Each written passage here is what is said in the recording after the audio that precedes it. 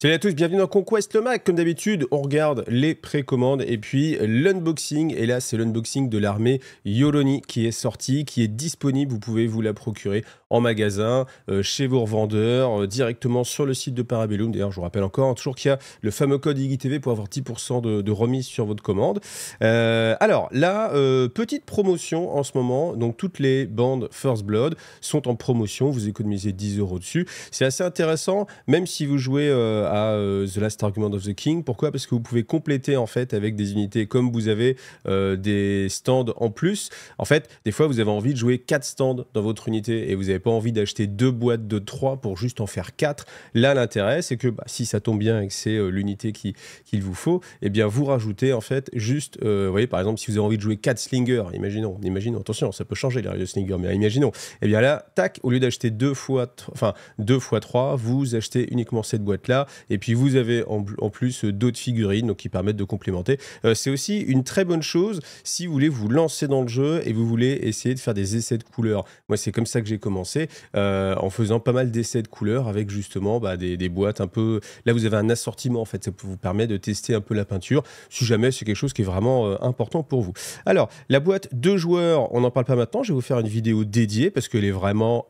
incredible, amazing, very beautiful. C'est vraiment la boîte qu'il faut pour commencer à jouer en ce moment, ou même si...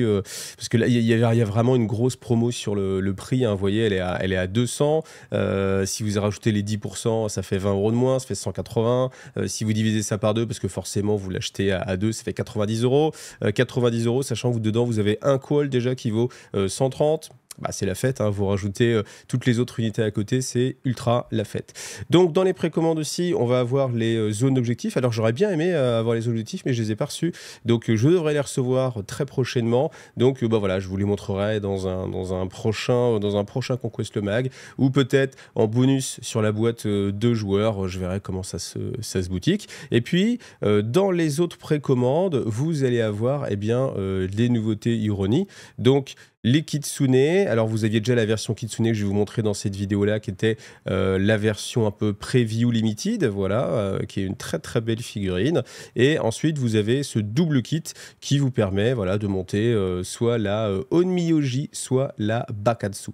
Ensuite, on aura les Kappabushi et les Domaru Damashi. Voilà, ça c'est pour ce qui est en précommande. Mais on a vu d'autres choses.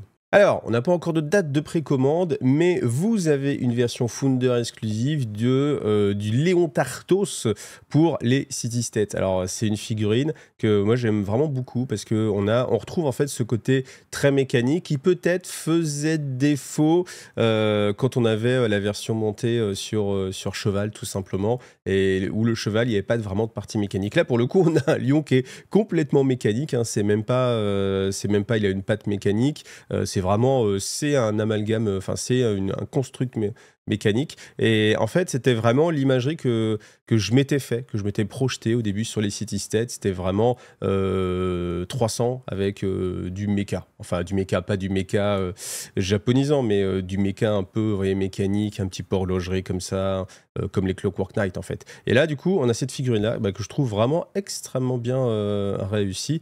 Et là, moi, j'ai eu la chance de la voir avec un autre angle en fait, et elle est vraiment très sympa. Donc ça, c'est une figurine qui peut vous donner aussi à elle seule, encore une fois, envie de jouer City States.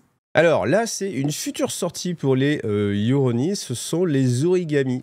Et voilà, j'ai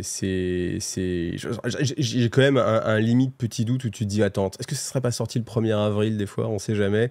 Mais non, a priori, non, ça sera vraiment les origami fighters. Donc voilà, mais Stavros, hein, le boss, nous avait prévenu, il avait dit, ouais, ça pourrait passer pour une blague, mais c'est rigolo. Et puis voilà, donc voilà, ce sont vraiment des guerriers pliage papier, papier, donc même si bien sûr ils seront en plastique. Alors après, si vous êtes très fort en origami, ou j'imagine que des gens vont essayer de les faire en vrai origami, c'est-à-dire vraiment en pliant des feuilles de papier pour essayer de retrouver cet aspect-là. Du coup, moi, mon avis, c'est que Voilà, ça me fait un peu l'effet des Inquisiteurs à City State, où on a vraiment, une série où on imagine des choses, hein, on est vraiment dans l'imaginaire. Voilà, moi je me suis imaginé celle et Yoroni, et puis tu arrives sur, une sortie où tu te dis: «Mais c'est étrange en fait, il est où le côté un peu les démons samouraïs?» Là on a des guerriers, de papier. Alors après voilà, je sais que les gens sont assez partagés sur le Discord francophone. Mais voilà, donc c'est à vous de vous faire votre idée. Moi, c'est pas le truc qui alors après, c'est encore une fois, là, on a toujours qu'une photo, faudra voir quand je les aurai en main en 3D parce que souvent, des fois, ça paraît pas ouf, puis vous le voyez, en fait, en main, en volume et vous faites: «Ah si, c'est pas mal, en fait». Parce que peut-être que, là, je sais pas, on se rend pas compte, hein, parce que là, vous voyez la cuisse du combattant qui est totalement à droite. Est-ce que du coup, c'est plat? Est-ce qu'en fait, c'est complètement en volume et qu'au final, ça passe bien? Voilà, donc mais bah, voilà, comme quoi il y a de l'originalité, enfin, ça, de l'originalité, je pense que Conquest n'en manque pas et voilà, là, il y a toujours des petits délires comme ça qui sont faits, donc voilà, bah, mettez-moi en commentaire, hein, est-ce que vous trouvez ça que vous trouvez que c'est cool ou vous trouvez que justement ça dénote un peu par rapport aux autres sorties des Yoroni? Surtout, vous allez voir l'unboxing de toutes les figurines juste après. Et une preview aussi pour les Wadroon. Donc ça, c'est l'armée que moi je joue, hein, mon armée préférée, et c'est les Chosen of War. Eh bien, là aussi, ça partage un peu les avis. J'avoue que je suis pas ultra fan. Alors en fait, mais c'est pareil. J'attends encore, j'attends toujours parce qu'en fait, la peinture des fois, elle joue contre la figurine et ça m'est arrivé, mais vraiment souvent sur Conquest, de voir l'image comme ça, l'image de la boîte et faire: «Oh ouais, c'est pas ouf», et puis en fait, quand j'ai la figurine dans les mains, parce que j'ai la chance de recevoir toutes les figurines qui sortent, donc je les monte toutes, donc je les ai toutes en visu et je peux les manipuler, et où tu fais: «Mais en fait, elles sont carrément bien les figurines». Donc j'ai tendance maintenant à avoir une sorte de recul et de me méfier un petit peu de ma première impression que je peux avoir. Là, c'est vrai que l'armure, comme elle est très travaillée avec beaucoup de textures, ça limite aussi un petit peu la visibilité. Alors après, il y a quand même des choses sur les proportions. C'est vrai que les grands bras comme ça, un peu nus, avec ouais, les grandes mains, c'est un peu too much. Alors moi, ça me fait penser un peu à du Warmash d'il y a longtemps ou du Horde, avec les trolls. En plus, ils sont pas en bleu, donc forcément, on s'y retrouve. Alors peut-être que c'est un clin d'œil pour les anciens joueurs trolls de Horde, et pour leur dire: «Eh les gars, allez, venez». Peut-être c'est pour séduire le marché américain. Là, comme ça, j'attends vraiment de voir ça en vrai. J'ai pas le coup de cœur. J'ai pas le coup de cœur. Après, bon bah voilà. Après, c'est pareil. Faut toujours les voir en vrai. Là, mais enfin, des fois, il y a des figurines, rien que sur le visuel, vous avez le coup de cœur directement. Là, du coup, bah, c'est pareil. Je suis aussi mitigé. Donc, c'est pareil. Dites-moi aussi votre avis sur ces Chosen of War. Et ça devrait sortir, je crois, début juin, si je dis pas de bêtises. Donc, ou début juin, ou fin mai, un truc comme ça. Donc, vraiment, il n'y aura pas beaucoup de temps à attendre. La première figurine sortie chez les Yoroni, c'est la Kitsune Artisan Series, donc une figurine vraiment magnifique, hein. Je pense qu'elle a aidé vraiment à faire vendre la faction, parce que voilà, on a une figurine déjà très bien peinte, très originale sur la sculpture, et puis avec beaucoup de renards, et comme on aime tous les renards, c'est nickel. Donc voilà l'intérieur de la boîte tel que ça se présente, avec la notice ici. Donc comme ça, vous voyez les différentes parties. On voit qu'il y a pas mal de petits renards. On voit qu'il y a là 3 queues. Voilà. Pas d'assemblage modulable, c'est-à-dire que vous allez être obligé de la monter d'une seule façon. C'est souvent le cas sur les figurines résine. Ma connaissance sur Conquest, il n'y a pas de figurines résine. On a vraiment beaucoup de choix. Vous pourrez me contredire en commentaire, mais en tout cas, dans celles que j'ai ouvertes récemment, il y a toujours une seule façon de les monter. Et là, on arrive sur la particularité des Yoroni, c'est que vous n'avez pas des cartes en fonction des unités, mais vous avez des cartes, vous voyez, d'éléments. Donc là, l'air, là, l'eau. Et puis, en fonction de ce que vous jouez, vous pouvez activer n'importe quelle figurine, sauf que si elle est de du même courant élémentaire, j'ai perdu le nom, eh bien, vous allez déclencher un bonus. Voilà. Et donc, vous avez forcément des cartes en fonction du type d'élément auquel on peut l'associer. Alors, ce qui est très étonnant, c'est la taille, hein. La taille, elle est énorme, en fait, hein. Elle est beaucoup plus grande qu'un personnage. Moi, je l'imaginais, avant de l'avoir en main, taille d'un personnage, voilà, d'un humain plus ou moins classique, mais alors pas du tout. Elle va être énormément plus grande. Donc la résine de chez Parabellum, elle est toujours très qualitative, ça se sent sur le toucher. Après, voilà, il y a beaucoup d'éléments, donc bah, voilà, comme d'habitude, je vais vous la monter et puis je vous ferai un petit retour une fois qu'elle sera complètement montée pour voir si ça s'est bien passé. Alors, la Kitsune, comme vous le voyez, c'est une figurine résine. Alors, celle-ci, je pense qu'elle est hyper emblématique de l'armée.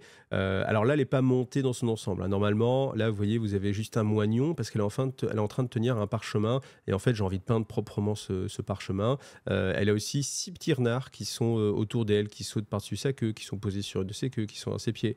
Et en fait, bah, comme j'ai envie de la peindre, je vais essayer quand même de me faciliter la vie plutôt que de tout coller et puis après d'essayer de l'arracher. Voilà. Donc, vous m'en voudrez pas, vous ne verrez pas la figurine montée dans sa globalité. Par contre, ça vous donne quand même une bonne notion de l'ampleur de la figurine. Alors, elle est vraiment très grande, hein. Franchement, son corps est très grand. Voilà. J'aime bien cette figurine. Enfin, elle est vraiment magnifique. Parce qu'elle a un beau volume en fait, il y a vraiment ça part un petit peu dans tous les sens et il y a vraiment une impression de 3D sur cette figurine qui est vraiment très bonne, avec beaucoup d'espaces qui sont bien définis. Elle est très fine au niveau du visage, au niveau des mains, au niveau des oreilles aussi. Faites attention sur les oreilles, là vous voyez on le voit un tout petit peu à ce moment-là. En fait, elle part un petit peu comme un trident en fait, il y a 3 petites pointes, c'est fait exprès. C'est pas quelque chose qu'il faut enlever avec le moulage, c'est vraiment fait exprès, donc faites attention à les barbaches, à ne pas les enlever. Voilà, moi c'est une figurine que j'aime vraiment beaucoup et que je trouve donne vraiment le cachet un peu à cette faction d'Irony qui est très diversifiée hein, dans sa posture. Et puis je pense par contre c'est un vrai petit défi en fait sur la peinture. Donc on verra, le jour où je m'y attellerai, ben, on verra est-ce que je réussirai ou pas à la magnifier ou pas, ou sinon voilà. Après, je pense que des figurines comme ça, qui sont bien définies, si vous appliquez simplement la sculpture, elle va permettre d'avoir vraiment une très belle figurine, quoi qu'il arrive, même sans forcément essayer de faire ressortir chaque poil, justement, des petits renards ou ce genre de choses. Je vous montre les renards indépendamment parce que je vais les peindre hein, séparément, ça va être quand même beaucoup plus facile. Donc voilà, vous avez 6 petits renards, ils sont assez mignons, voilà. Alors après, il y a pas mal de, enfin il y a une bonne ligne de moulage à chaque fois à enlever sur le côté. Ils sont tous différents, ça c'est sympa, ils sont assez fins, la tête est vraiment jolie. On a à chaque fois des petites expressions différentes, ils sont tous en une seule partie sauf un où on doit coller la queue, voilà, c'est celui qui est juste en dessous. Voilà, donc avec des positions assez animales, assez cohérentes. Alors pour le coup, j'ai reçu les 2 boîtes, aussi bien l'Oyabun que le Demio, mais en fait, c'est exactement la même figurine à l'intérieur, hein, même si vous avez toujours ce système de boîtage différent, où vous avez 2 boîtes différentes, on vous met quand même, vous pouvez faire aussi un Oyabun avec le Demio, et inversement. Donc on va en ouvrir un. Voilà comment ça se présente. À l'intérieur, vous avez les grappes qui sont glissées avec la notice. Alors la notice, pour le coup, comme vous le voyez, elle est vraiment très simple, hein. Donc il y a les 2 choix, soit Demio, soit Oyabun.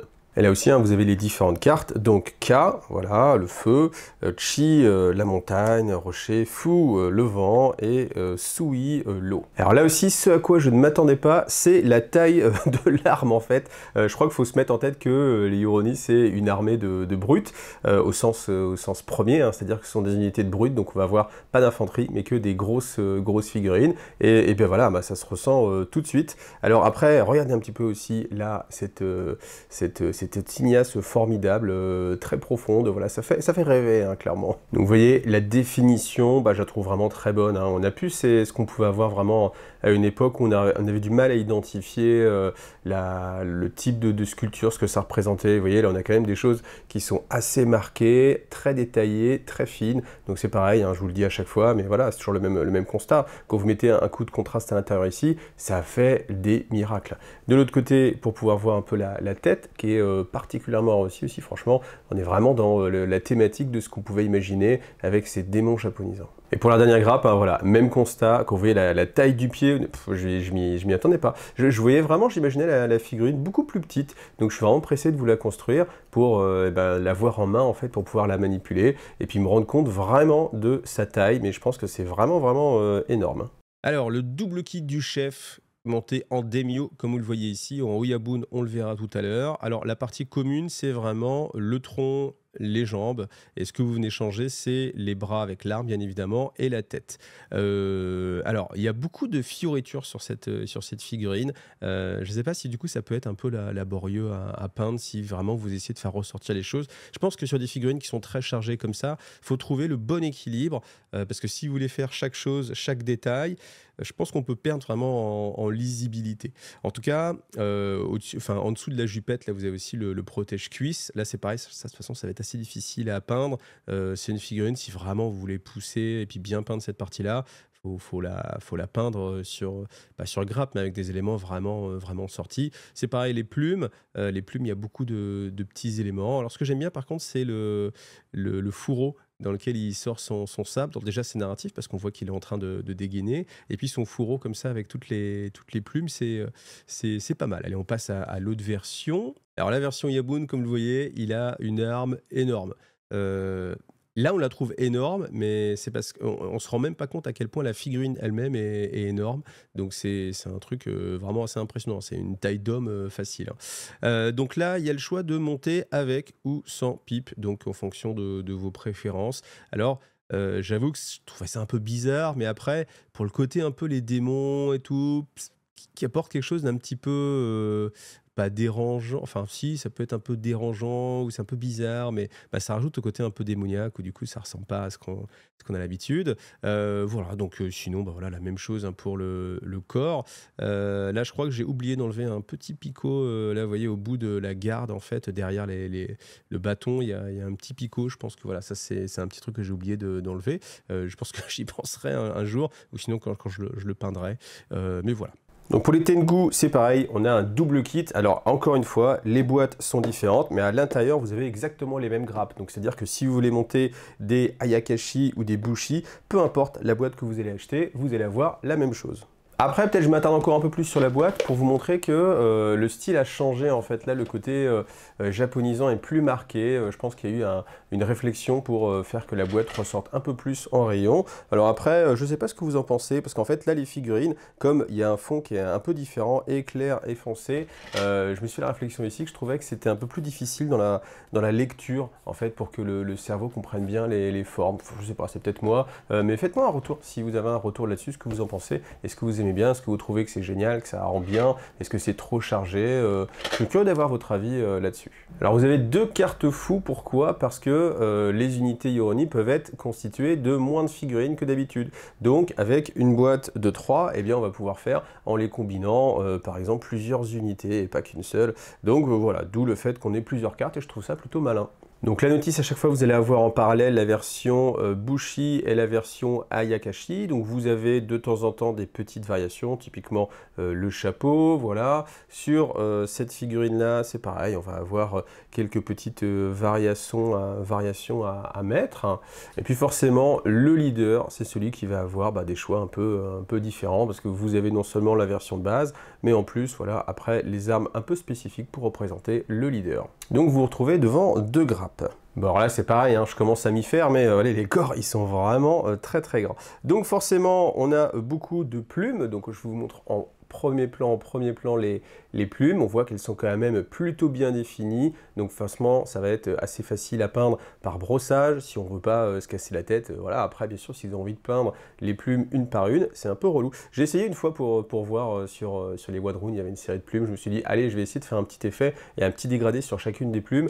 Honnêtement je vous le conseille pas parce que ça rend confus en fait à la peinture, l'aspect global au final, même si ça peut être cohérent de voir que chaque plume a été peinte indépendamment, et c'est confus. Voilà, donc je ne vous le conseille pas. Après, voilà, on va revoir toujours les mêmes choses assez marquées. Vous voyez ici, par exemple, cette ficelle là, qui passe dans le dos.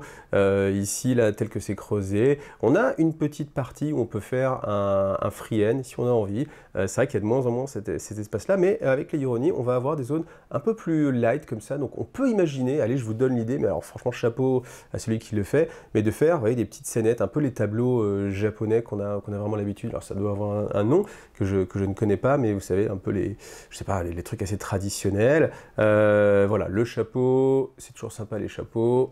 Il y a peut-être l'éventail ici que je trouve un peu épais en fait. Je me demande pourquoi il a été fait aussi épais. Alors peut-être que parce que oui, on l'utilise comme une arme, mais voilà, parce qu'ils sont capables de faire des choses bien plus fines, hein. Quand vous voyez, regardez l'épée ici, là, vous voyez l'épée, elle est extrêmement fine. Donc je me suis dit pourquoi pas l'avoir fait aussi sur l'éventail. On aurait pu quand même conserver la profondeur. Bon, bah voilà, c'est un choix, hein, c'est un choix du sculpteur, hein, j'imagine. Et vous voyez, cette deuxième grappe, quand on voit l'arc ici, c'est vraiment ultra fin.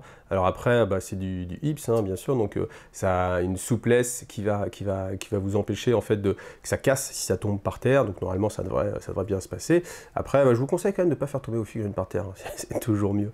Après, ouais, ça, il y a des parties que je trouve vraiment bien réalisées. Alors, on imagine hein, forcément que ça n'a pas été sculpté à la main, mais qu'il y a eu un petit algorithme qui a permis de sculpter la spirale. Mais malgré tout, vous voyez, le résultat, il est vraiment top parce que il y a une profondeur et une réalité sur cette petite pièce qui est vraiment agréable. Je trouvais que c'était la même chose aussi pour ces épaulettes. Je pense que c'est des épaulettes, on verra quand je l'aurai monté, mais je trouve que c'est bien détaillé. Et c'est pour ça que vous voyez sur d'autres zones comme ici, je trouve que c'est un peu moins fin. Alors je ne sais pas pourquoi. Forcément c'est voulu, hein, quand on est capable de faire ça, on est capable de faire des choses un petit peu plus fines ici.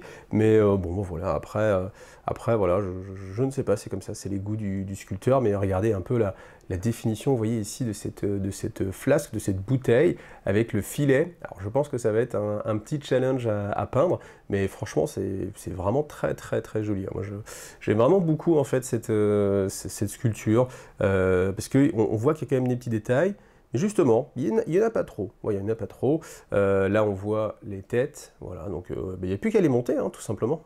Alors, on fait un tour sur la notice des Tengu, que ce soit les Bushi ou les Ayakashi, parce qu'il y a pas mal de petites erreurs. Donc ça, par contre, mauvais point. Donc, première chose, il faut savoir que si vous voulez mettre le chapeau plat, par exemple, il faut absolument que ce soit associé à cette tête-là. On ne peut pas mettre le chapeau plat et puis cette tête-là et inversement. Donc ça, il faut que ce soit relié. Je pense que ce serait un peu mieux pour la suite, hein, si quelqu'un de chez Pablo m'écoute, que, vous voyez, l'icône, il y a une petite flèche pour dire ça va avec ça. Vous voyez, quelque chose d'assez cohérent. Alors après, il y a pas mal d'interversions. Là, au niveau des épaulettes, il faut intervertir, hein, les 18 et les 19. Par contre, la chose qui est bien, c'est que comme le sculpteur, il fait bien son boulot, eh bien, il y a des détrompeurs partout. Donc forcément, vous voyez que tout de suite, il y a un problème, hein, c'est comme ça qu'on s'en rend compte. Là, vous voyez, c'est pareil, il faut intervertir 31 et 32. Et quand on le met, on se dit, bah, il y a un truc qui ne va pas quand même. Eh bien oui, grâce aux détrompeurs. Donc heureusement que le sculpteur fait bien son taf. Et puis, alors là, sur le dernier, c'est un peu festival. Donc c'est pareil, hein, la classique, on intervertit les épaulettes. Là, les numéros au niveau de la tête, là, c'est pas 58, 59, c'est 61, 62. Cet arc-là, c'est 59. Chose à noter, c'est que du coup, si vous mettez le leader, vous ne mettez pas d'épaulettes. C'est pas très clair en fait, vous voyez, il faudrait que ce soit un petit peu plus clair. Après, il y a une pièce qui est oubliée, la pièce 52 qui est ici. Il n'y a aucun moment où on vous dit de la mettre en fait. Alors que bah, si vous ne la mettez pas, déjà vous avez une pièce en trop, c'est assez étrange. Et il y a une encoche qui ressort, donc c'est pas très beau. Donc voilà, c'est la pièce 52 qui est ici. Et puis voilà, c'est tout. Mais quand même, ça fait quand même pas mal de choses. Les Tengu, donc, ils existent en deux versions. Là, on a la version Ayakashi. Vous pouvez aussi avoir la version Bushi que je vous montrerai tout à l'heure. Là, c'est la version Archer. Alors, eh bien, ces figurines, elles sont assez sympas parce que elles donnent aussi un autre thème en fait à l'armée. On n'est pas juste sur du démon samouraï comme on l'avait avec les figurines d'avant, mais là, on a vraiment ce côté créatures mythologiques japonaises qui sont matérialisés et qui sont à chaque fois combattants avec leur style de combat. Et au final, ça donne une grosse diversité en fait à l'armée. Alors, et c'est un point positif si vous aimez en fait la diversité, pas avoir, je sais pas, une armée où vous avez exactement que des légionnaires, ils ont tous exactement la même tête. Si au contraire vous avez envie que chaque unité soit un petit peu différente pour vous faire plaisir sur la peinture, là, les Yuroni, ça va être exactement ça.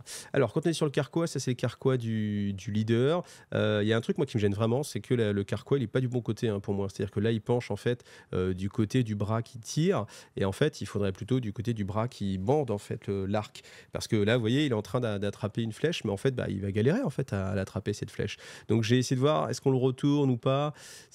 Alors ça peut être fait, mais c'est du boulot. Faut vraiment convertir un peu la figurine.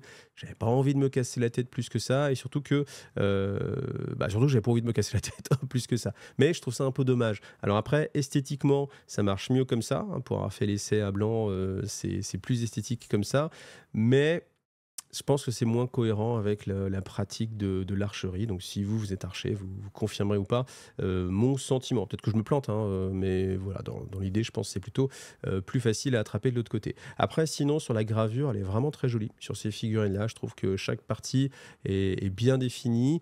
Comme on a des parties qui sont alors fines, c'est une grosse figurine hein, quand même, hein, c'est une brute, hein, c'est grand, mais par rapport aux Oni, par exemple, comme c'est plus fin, du coup, il y a plus cette impression de finesse justement sur les figurines.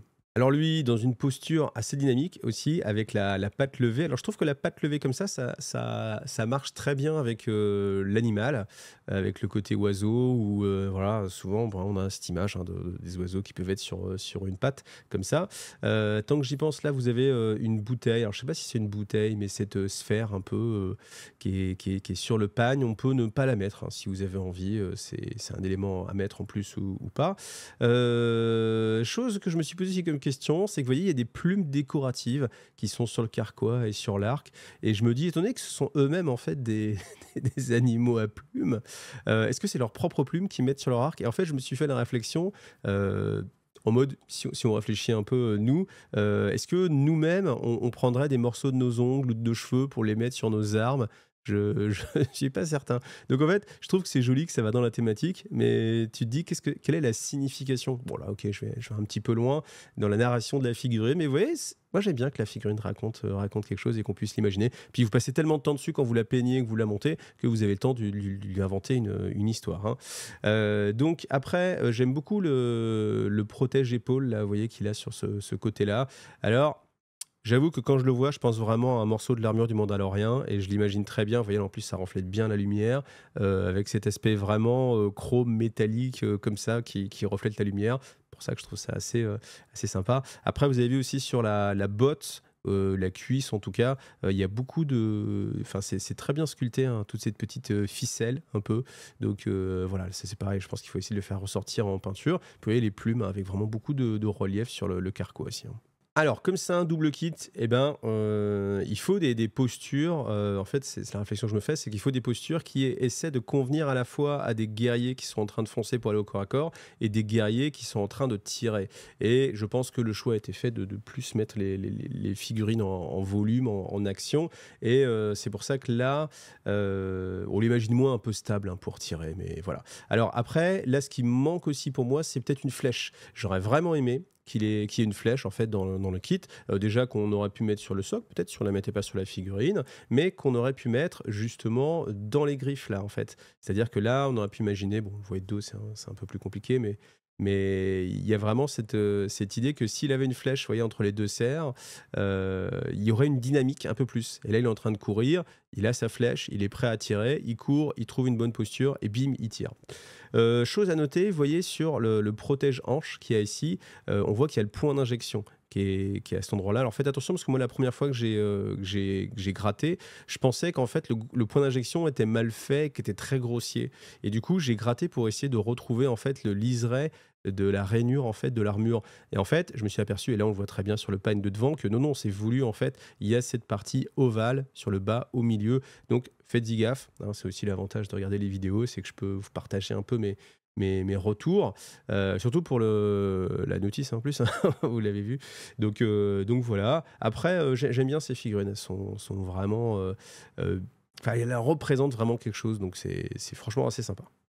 Alors la version Bushi, eh ben, je la préfère encore parce que on a ces ailes en fait qui sont plus visibles que ce qu'on avait avec la version Yakashi.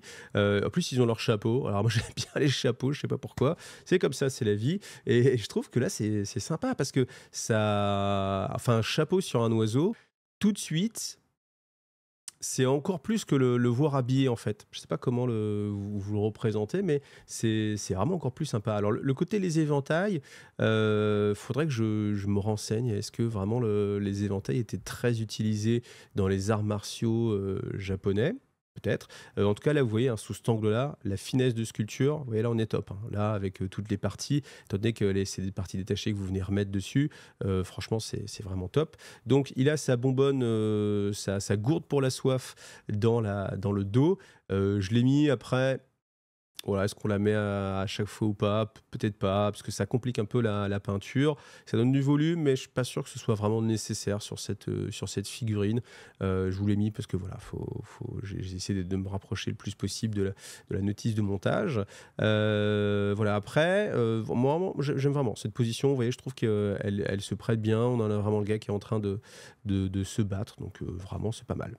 Alors là, vous voyez, on retrouve ce que je vous disais tout à l'heure, c'est que là, cette position, je cours vers l'adversaire, elle marche bien avec ce côté, justement, je vais au combat. Là, on a encore un éventail, on va retrouver le même système. Alors par contre, celui-ci, c'est le musicien de la bande, hein, parce qu'il a sa... Alors c'est pareil, j'ai pas le nom exact de cette guitare japonaise. Que dire? C'est pas mal d'avoir ce type d'accessoires, parce que ça nous raconte quelque chose en plus, en fait. Voilà, c'est pas simplement le combattant, on peut dire qu'il y a une vie autour de ça. Donc, je sais pas, encore une fois, peut-être que dans la mythologie japonaise, il y a un lien et que peut-être la dextérité sur cet instrument de musique donnait plus de dextérité au combat, que c'était la voix du Bushido. Je ne sais pas. Mais si vous avez des infos, n'hésitez pas, hein, partagez-les en commentaire. Moi, j'aime bien. Voilà, donc ben, toujours pareil, avec chapeau. Donc à chaque fois, là, ceux-là, vous allez quasiment tous devoir les mettre avec un chapeau. On peut les mettre sans aussi, mais je trouve que ça rend bien assez. Alors, il y en a certains, ça va être compliqué, mais le chef, on va pouvoir le mettre avec ou sans chapeau. Celui-ci, je crois qu'il de tête, il faut absolument mettre le chapeau. Donc le leader, en fait, c'est plus qu'il a un chapeau, c'est qu'il a carrément un casque. Donc oui, forcément, fallait le mettre. Voilà, bah, écoutez, on est sur le même chose. Alors après, là, vous voyez, il est pâte à fixer, hein, pour pouvoir tenir. Donc il a pas sa posture exacte. Mais c'est une posture que je trouve un peu moins sympa que les autres, parce que je trouve assez penchée. Et voilà, en fait, je le mets en parallèle avec les Oni qui avaient des postures, je trouvais un peu plus martiales. Là, je trouve que cette posture, pour moi, elle évoque pas.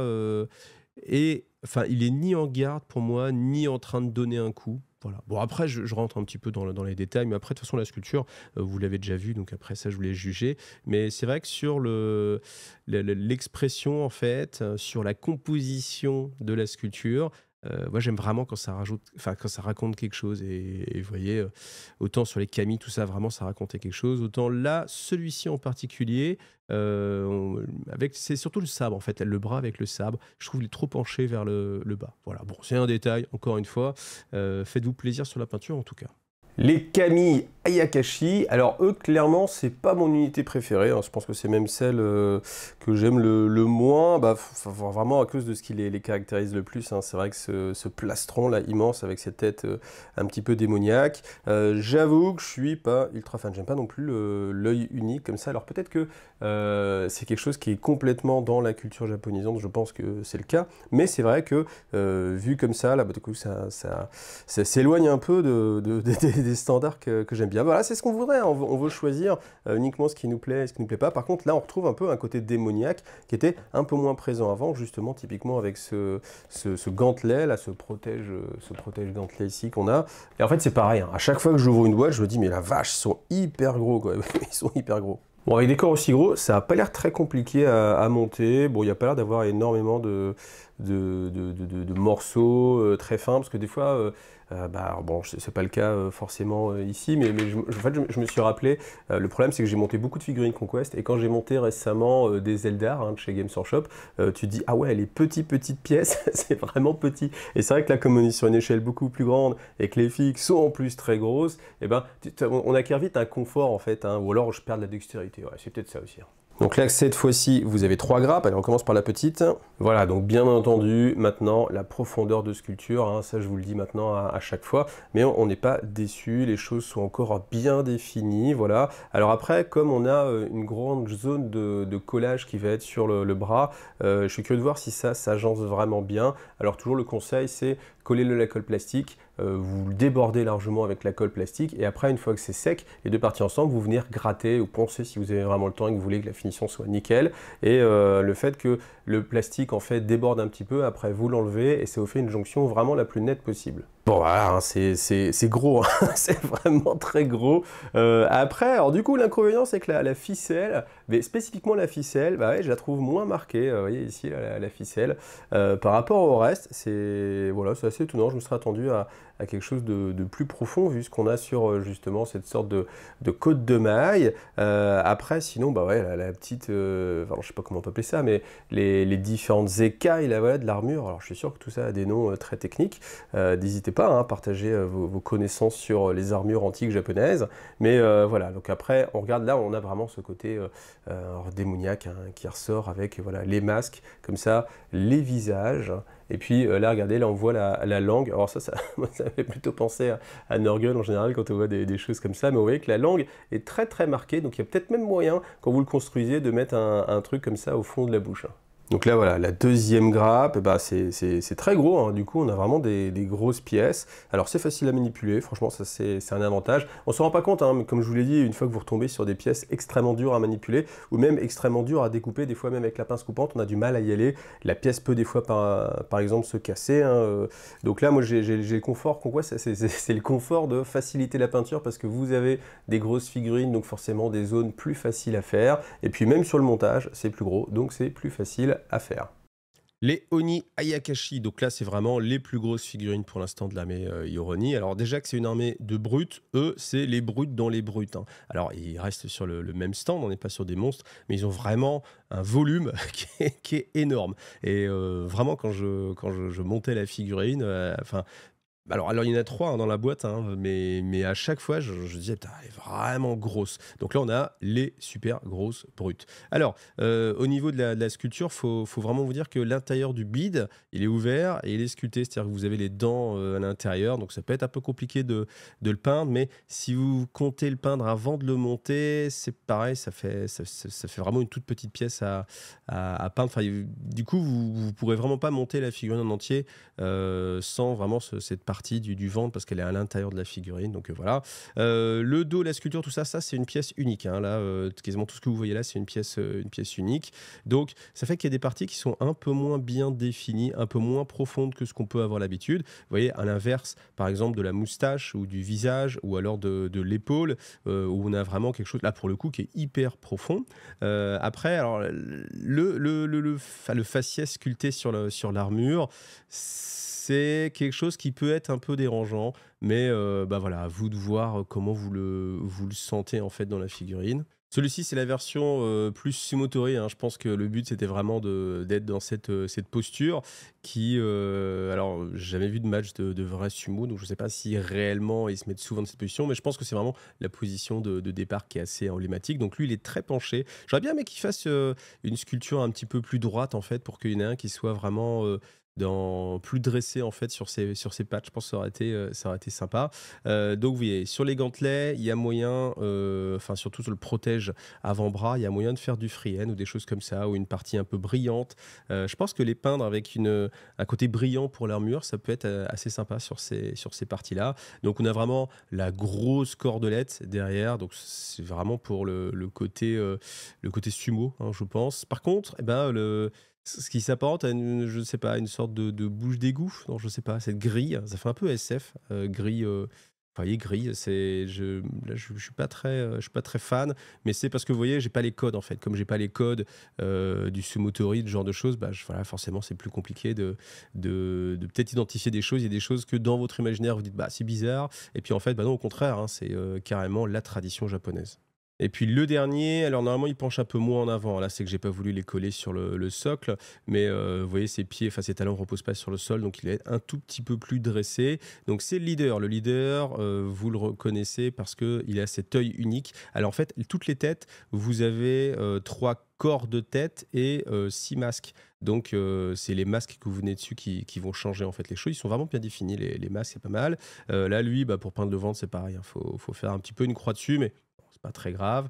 La main ouverte, je trouve ça très bien parce que ça évoque quelque chose. En fait, le fait que les doigts comme ça soient bien lisibles, normal vu la taille de la figurine, je trouve que c'est sympathique parce que c'est assez narratif en fait les mains. Les mains, c'est une partie du corps qui raconte une histoire. Donc voilà, le dos est plutôt bien fait, avec pas mal d'éléments. Et là, pour le coup, la cymbale qu'il a dans le dos, je trouve que ça matche mieux en fait. C'est vraiment les ouvertures de l'autre qui me gênaient un petit peu. Mais en tout cas, là, voilà, on a vraiment les grosses brutes de l'armée, hein.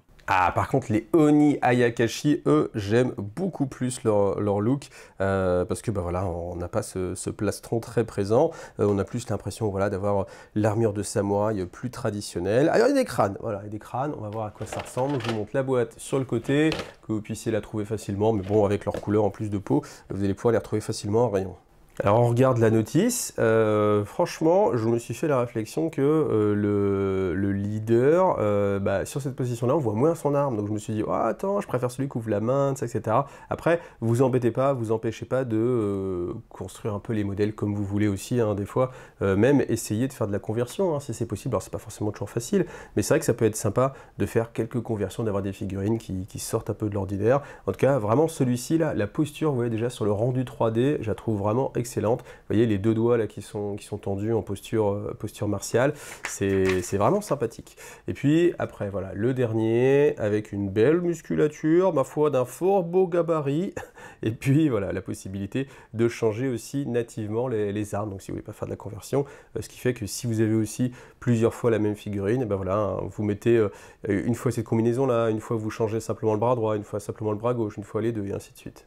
Alors après, je pense que, alors d'une part, je commence à être habitué, et d'autre part, je pense qu'ils doivent être plus petits. Alors évidemment, à cette époque-là, je les ai pas encore vus en vraie montée, j'ai vu que les grappes, mais vous voyez, les corps ici, ça me paraît un peu plus petit que ce qu'on a eu juste avant avec les Kami Ayakashi. Alors vous voyez là on va avoir de la côte de maille, donc ça c'est pareil, hein, je pense qu'en termes de peinture ça va être assez tranquille. Voilà les épées, donc assez grandes, certaines plus dans la tendance un peu démoniaque, vous voyez celle-ci qui fait penser bah, voilà, avec cette garde là ici, donc voilà un truc un peu plus démoniaque. Mais ça donne envie du coup de les peindre un petit peu effet magique, au lieu de faire simplement du métal, je sais pas, je me dis peut-être que je vais me laisser tenter par je sais pas, comme une sorte d'effet de lumière qui pourrait passer. Je sais pas encore, on va voir ça quand on y sera. Et puis regardez un peu encore une fois la finesse hein, sur les armures ici, les petits détails de sculpture, c'est vraiment sympa. Alors du coup, en regardant cette grappe, bah, je me pose la question. Je me dis, est-ce que ça va être facile à peindre parce qu'au final, il y a beaucoup de peau et après tout le reste, avec le contraste, ça va vraiment se mettre dans les détails? Ou est-ce que au contraire, je me dis, bah tiens, je vais essayer d'aller chercher un petit peu les éléments pour les faire ressortir, faire quelques petits éclaircissements? Parce que l'avantage, c'est que comme il y a très peu de figurines, et ben, quand vous peignez 3 figurines, c'est comme si vous aviez peint 12 figurines dans une autre faction. Donc on peut se permettre d'y passer un peu plus de temps parce que forcément, ça prendra quoi qu'il arrive moins de temps. Même si la figurine est plus grosse, je pense pas qu'une seule figurine équivale à 4 petites figurines en termes de temps de peinture. Les Oni Ayakashi, je pense que eux, ce sont les plus emblématiques de ce qu'on va imaginer en fait sur la faction d'Aironi, c'est-à-dire des démons, ambiance samouraï. Là, on a vraiment le côté démoniaque, on a vraiment le côté samouraï. Alors, première chose tout de suite pour ceux qui n'aiment pas les crânes, parce que vous avez peut-être eu des jeux où il y avait tellement de crânes que vous avez fait une overdose, on peut enlever les crânes, hein. Vous n'êtes pas obligé de mettre les crânes, c'est une partie en plus. Là, j'ai voulu les monter bah voilà, parce que c'est comme ça que suggère Parabellum de les monter. Ce qui est intéressant sur ces figurines, c'est vraiment les deux parties, c'est-à-dire la peau d'un côté et puis l'armure de l'autre. Je pense que c'est un vrai petit défi de réussir à bien se sortir parce que sur la peau, il y a les muscles, donc enfin normal, mais il n'y a pas énormément de choses détaillées et c'est vrai qu'il faut trouver une bonne façon de traiter les choses. Moi, je me suis vraiment pas posé la question parce que si j'ai envie de partir sur une teinte d'armée un peu rouge, un peu bordeaux, est-ce que ce serait du coup une bonne idée de faire les corps démoniaque, là aussi un peu rouge, peut-être pas forcément. Donc du coup, il y a une vraie question qui doit se poser sur les figurines. Est-ce que même les Oni, les Kami doivent être peints de la même façon? Pas forcément, étant donné que c'est des entités vraiment assez différentes. C'est pas comme des humains, ils ont tous, bon, enfin, j'allais dire, un peu la même façon de les traiter, mais Mais en fait, non, pas du tout. Mais voilà, bon, je me pose la question là-dessus. Après, en termes de sculpture, bah, j'aime bien alors là, les choses de protection, là, enfin, les plaques d'armure, voilà, c'est comme ça qu'on peut appeler ça. Je pense que ça a des vrais noms. J'aime bien donner les vrais noms des choses, mais là, vraiment, j'ai aucune idée de comment ça s'appelle. Les protège-hanches de l'armure japonaise. Alors celui-ci, je l'aime beaucoup pour le côté justement, encore une fois, narratif de sa main ouverte. Comme ça, bah, ça raconte quelque chose et on a en fait une posture assez martiale. Là, comme si, en fait, on n'a pas le côté démon débridé, pas stupide, mais bestial en fait. Vous voyez, quelque chose de pas réfléchi. Là, on a vraiment l'impression qu'on est sur l'essence des arts martiaux et avec une posture calme, attentiste. Et je trouve que rien que ça, en fait, c'est narratif. En fait, ça raconte quelque chose en fait, et ça donne plus de comment dire, on a l'impression qu'il est plus intelligent, vous voyez, qu'on n'est pas sur simplement la créature démoniaque comme on peut l'avoir dans notre culture où voilà, c'est quelque chose d'un peu bête et méchant, un peu sauvage. Là, il y a vraiment une capacité martiale qui se ressent en fait, donc je trouve ça assez sympa. Donc après, à vous de voir si vous allez détailler beaucoup ou pas les plaques d'armure parce qu'il y a vraiment beaucoup de petits éléments à faire ressortir. Ne tombez pas dans le piège peut-être de vouloir faire ressortir chaque élément, encore une fois, parce que ça peut vite surcharger visuellement et qu'on ait vraiment du mal à après lire en fait la figurine. Puis après, ça va vous coûter aussi en termes de temps, donc pensez-y. Donc tout ce que je vous ai dit jusqu'à présent reste valable pour celui-ci. Donc les crânes, vous pouvez les enlever, pas de souci. On a vraiment cette dualité, encore une fois, entre la peau avec des grandes zones. On peut faire des tatouages après. Alors, je pense que ça peut être très très très sympa si quelqu'un est vraiment très bon en freehand, de faire un peu des tatouages genre Yakuza. Ça, je pense que c'est une tuerie. Alors non, je ne m'y risquerai pas, mais je pense vraiment il y a moyen de faire ça et que ça puisse être vraiment incroyable. Donc là, bah, voilà, les mêmes réflexions, là, les têtes sont vraiment bien définies, donc ça c'est sympa. J'aime beaucoup la position avec ses doigts, là, comme ça il a que deux doigts levés, parce qu'on a l'impression qu'il est en train de faire un kata ou en train de faire une incantation magique, vous voyez, quelque chose comme ça. D'ailleurs, ça me faisait penser que sur les armes, je m'étais dit que ça pourrait être sympa aussi, peut-être au lieu de les faire métalliques, d'essayer de retranscrire un effet un petit peu arme démoniaque, avec comme une aura ou je sais pas, une sorte d'énergie qui jaillirait. Alors je sais pas comment on peut la rendre, peut-être simplement avec des effets de couleurs. Voilà, en tout cas je suis pressé de voir comment la communauté pourra peindre les Yuroni. Voilà, on va s'arrêter là pour cette fois-ci. C'était déjà quand même déjà bien chargé hein, parce qu'il y avait vraiment beaucoup de sorties. Moi, l'actualité Conquest, eh bien, ça va être une prochaine vidéo sur la boîte 2 joueurs. C'est vraiment une très bonne boîte pour démarrer. Ensuite, je vais tourner bientôt un rapport de bataille. Donc, il y aura un rapport de bataille qui va sortir. Alors, je sais pas, je peux pas vous donner de date à l'heure actuelle, mais ce sera Old Dominion contre Wadrun, si tout va bien, si tout se fait bien. Ensuite, l'activité Conquest est assez chargée aussi parce que le 15 juin, j'organiserai un tournoi. Donc, alors, il est déjà complet. Je vous aurais bien proposé de venir. Peut-être que vous venez déjà, hein, mais voilà, il va être assez complet. Et puis je vais essayer, je me donne vraiment du mal pour essayer de proposer le plus de décors en 3D possible, parce que c'est quelque chose que je trouve vraiment ultra important. Moi, vraiment, je milite là-dessus, parce qu'à chaque fois que je vois des tables de tournoi qui sont plates en mode 2D, je trouve que c'est pas très immersif, alors qu'il y a vraiment moyen de rajouter des petits éléments. Vous voyez, vous pouvez mettre des petits éléments, c'est ce que je fais sur tous mes rapports de bataille, qui n'interviennent pas en termes de jeu. Qu'on vienne pas me dire oui mais c'est compliqué pour bouger les régiments. Non, mettez simplement des décors, un arbre comme ça juste alors faut que le terrain s'y prête bien évidemment, mais si c'est pas un arbre c'est un rocher ou quelque chose comme ça, mais des éléments que vous venez simplement mettre sur votre table pour qu'elle soit jolie, et quand vous avez envie de bouger vous bougez à travers, il n'y a pas de règles, c'est juste décoratif, vous les bougez comme un bibelot dans votre salon ou sur votre étagère, vous le bougez quand vous avez envie, c'est juste décoratif. Là c'est pareil, je pense que ça manque de ça. Et puis après je vais essayer aussi de mettre un maximum des décors qui sont proposés par Parabellum. Là, il y a 5 ou 6 décors, 6 types de décors qui sont sortis. Ça commence à faire. Donc voilà, je vais m'attaquer à la peinture et essayer de vous proposer des belles tables et pour les rapports de bataille et pour le tournoi. Voilà. Comme je ne jouerai pas, il y aura forcément un rapport de tournoi. Enfin, j'espère que j'aurai le temps de faire ça. Normalement, ça devrait, hein, pendant que les gars jouent. Comme ça, je passe, je filme, etc. Donc vous aurez ça aussi voilà, dans l'été sur la chaîne. Merci à vous en tout cas. N'oubliez pas, Conquest, c'est un excellent jeu. Si vous n'avez pas l'occasion encore l'occasion d'essayer, il y a beaucoup de gens qui peuvent faire des démos. que ce soit en magasin, que ce soit sur les salons, on se penche beaucoup sur les salons. Dès qu'il y a un salon un peu costaud, il y a souvent des démos de Conquest. Vous pouvez aller sur le Discord francophone pour proposer ou demander des endroits où il y a des associations, des clubs de jeux, etc. Donc voilà, n'hésitez pas parce que c'est dommage de passer à côté. À bientôt, salut à tous.